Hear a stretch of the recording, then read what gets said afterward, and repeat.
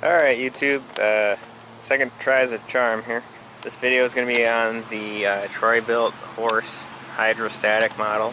I previously had the cheap pony model, and the seat just hurt my back too much. I actually returned it and got this one for just $200 more, and with a much bigger engine and a lot of nice little features. Going up hills, I do note that this is like maybe half a mile per hour slower than the fully manual one, but you'll see here the speed selector is now just a parking brake, and you don't have to reach down in your crotch to adjust the speed anymore, so I like that. It's got the simple hydrostatic stop, go, reverse kind of system.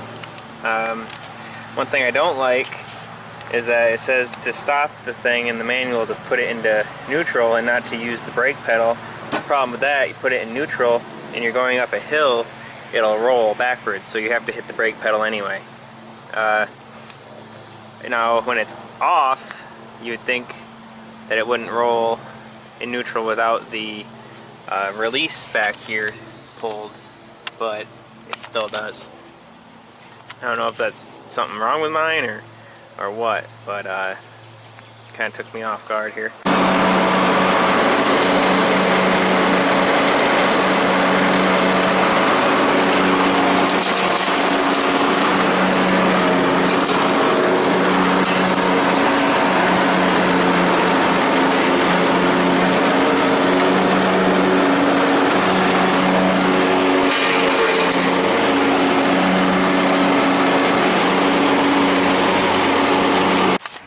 Here's the underside of the seat. There's my serial number and stuff. Alright, I've owned this hydro horse here by Troy-Bilt for 3 weeks, 2 weeks. This hydrostatic is a little bit slower while mowing, and it also has a lot more belt squeal on the same level of grass, which is understandable since it's a 4-inch wider deck. But I thought the extra horsepower coming from the Kohler engine, the 20 horsepower engine over the 17.5 horsepower Troy-Bilt engine, would compensate, but that's not true. The pulleys are probably the same, and that's where they're failing, is the belt just doesn't have the grip to hold on to the pulley while it's torquing the blades, and it slips and it makes a squeal. Otherwise, other than a horrible noise when it's turning off, it seems to be a pretty good mower. It's got the push button reverse override safety switch that you can actually keep overridden. So if you're driving and it's running and then you go into reverse mode and you push this caution button here, this light will light up, and then you can just leave the key right there and you go back and forward mowing at your leisure. It's also got the cup holder, but I've gotten used to just using this for straight up controlling the motor speed and direction, and I really like it. It's a lot better than this type of shifter. This one's actually the parking brake on this model, but on the old pony it was this actual speed selection, and it was just rough shifting between the 1 through 7 gears, and you had to reach down between your crotch, and it was just not good. This one has a higher seat than the pony model, which is one of the reasons I actually returned the other one. Much more comfortable. I can mow for a lot longer before having back pain. This has the deck wash, which I doubt I will ever use, but it's on there. The oil drain system's a little different. Use a hose instead of a chute. Gas tank is bigger, very nice. Alright, now I'm going to show you how small of a cutting radius it can do at the slowest speed.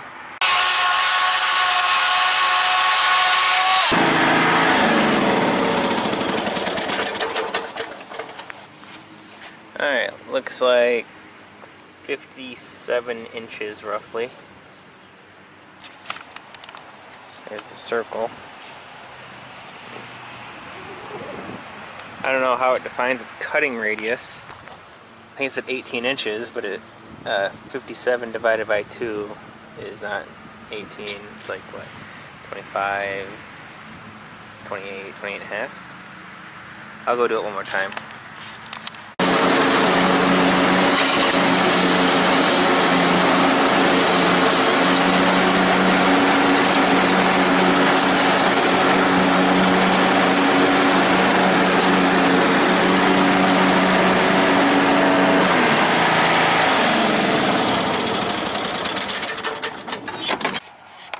Alright, I tried it one more time.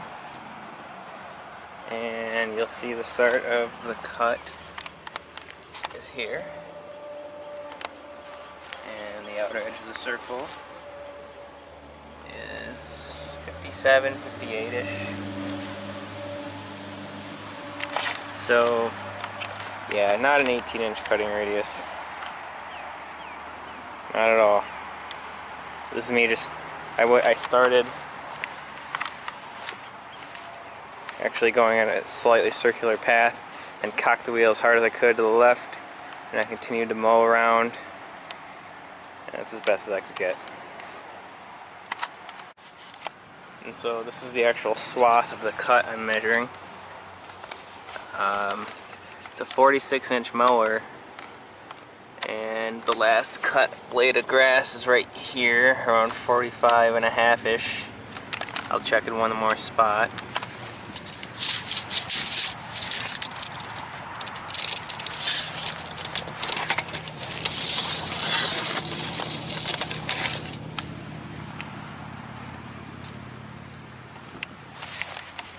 Okay, that's a little better, so right at 46. Alrighty. Alright, so I had someone hold a can of spray paint here on the ground as I was doing a left turn, and it looks like the turning radius, if you do it by the wheels, is actually 4 feet. This tape measure reads 8 feet there, so the radius would be 4 feet. And here's what it says on the Lowe's website for this model number for the turning radius. 18 inches. It is not.